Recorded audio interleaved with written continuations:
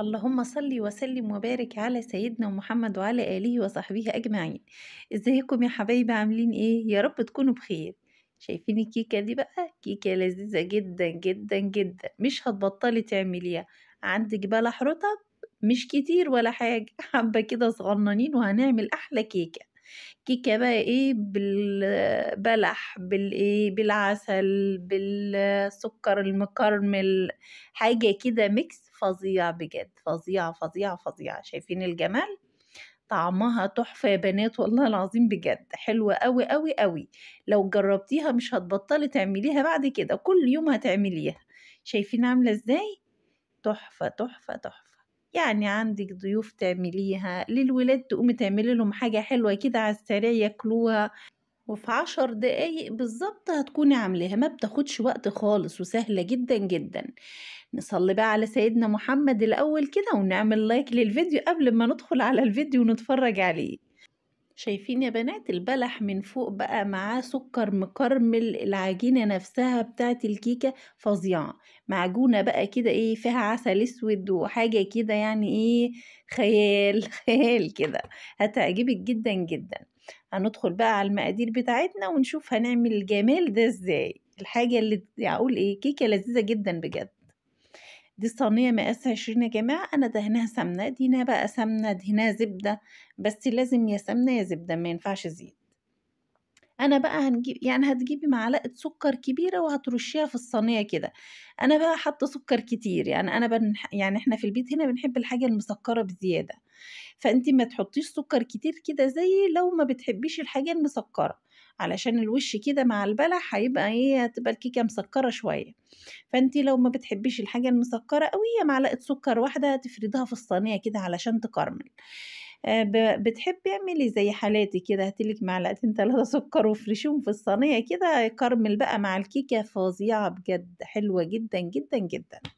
أنا فرشت كده إيه شوية سكر أو في الصينية. ده البلح يا جماعة الرطب طبعًا كلنا عارفينه. أنا غسلته وقشرته طبعًا وشِلت النوايا اللي في النُص كده وإيه، وقسمت البلحاية نُصّين. البلح ده يا جماعة على فكرة أنا باجيبه باحتفظ بيه في الفريزر عادي جدًا، بقشره بحاله كده، باحطه في أكياس وباحطه في الفريزر. ساعة أمّا أبقى محتاجاه بقى يعني إحنا بنحب السمنة، البلح بالسمنة البلدي كده بنشوّحه وبناكله بعيش، بابقى بنحبه جدًا يعني، أو نعمل بيها كيكة حلوة زي دي. أنا بقى غسلت البلح زي ما قُلت لكم، قشّرته وشِلت النوايا اللي في النُص وقسمت البلح نُصّين. هنرُص البلح زي ما أنتِ شايفة كده بالضبط، كل نُص بلحاية بينها وبين التانية مسافة، علشان العجينة بتاعة الكيكة لمّا تنزل عليها تدّيكِ شكل حلو، علشان إحنا في الآخر كده هنقلب الكيكة دي في طبق كده تدّيكِ منظر حلو أوي، شكلها حلو وطعمها لذيذ جدًا بجد. هنرُص البلح زي ما أنتم شايفين كده بالضبط، وإيه، وهندخل بقى على عجينة الكيكة بتاعتنا هنشوف هنعملها إزاي. والله يا جماعة ما خدتش وقت خالص، يعني هو ربع ساعة ممكن هتخلّصيها 10 دقايق، يعني حاجتِك جاهزة عندِك هتعمليها بسرعة يعني، وما خدتش بلح كتير. البلح اللي فاض معانا بقى ده هنعمل بيه إيه، هنضربه بعد كده في الخلاط مع المكونات السايلة. شايفين يا جماعة؟ أنا هاحتفظ بيه بقى في جنب كده ونشوف الإيه، المكونات بتاعتنا الأول. معايا نُص كوباية عسل، نُص كوباية سكر، نُص كوباية لبن، نُص كوباية زيت، وبيضتين. دول 2 باكت فانيليا طبعًا على البيض علشان خاطر الزفارة، وهنحط معلقة كبيرة من الخل. الخل يا جماعة حلو أوي للمعجنات وللكيكات، بيدّيها هشاشة حلوة أوي. معايا بقى إيه السكر حطيناه نُص كوباية سكر، ونُص كوباية لبن، ونُص كوباية زيت، ال3. والمقادير يا جماعة الكوباية اللي هتعايري بيها كلّها تبقى معايير واحدة، يعني تبقى كوباية واحدة اللي تعايري بيها المقادير كلّها. والدقيق نفس الكلام، يعني كل المقادير بكوباية واحدة أو معيار واحد. هننزّل بقى نُص كوباية العسل دي. الكيكة يا جماعة العسل ده مدّيها طعم حلو أوي، أوي، أوي، يعني حاجة كده إيه، يعني بصراحة عجبتني جدًا يعني. هناخد بقى الخليط بتاعنا ده وهنضربه في الخلاط. بعد ما نضربه في الخلاط هنحط شوية البلح اللي فاضوا دول نفرمهم فرمة بسيطة كده، بس بعد ما نضرب المواد السايلة دي الأول، هنضرب البلح كده إيه فرمتين كده. شايفين يا جماعة؟ يعني السايل بتاعنا أو المواد السائلة بتاعتنا مع البلح في قطع كده، في قطع من البلح، أنا عايزة يبقى في قطع من البلح ما بقاش فرماه أوي، ما يبقاش ظاهر، أنا عايزة القطع البلح تبقى ظاهرة فيه. طبعًا أنا حطيت كوباية دقيق وهنحط الكوباية التانية، يعني إحنا هنحط كوبايتين من الدقيق بنفس المعيار اللي عايرنا بيه السكر والعسل والزيت واللبن، تمام كده؟ ما ننساش بقى يا جماعة نصلي على سيدنا محمد ونعمل لايك للفيديو، واللي ما اشتركش معايا في القناة يشترك علشان يوصل لكم كل جديد. انا نخلت الكوباية التانية، ده بقى باكيت بيكنج باودر هنحطه كله طبعا، يعني ما يعادل معلقة كبيرة من البيكنج باودر.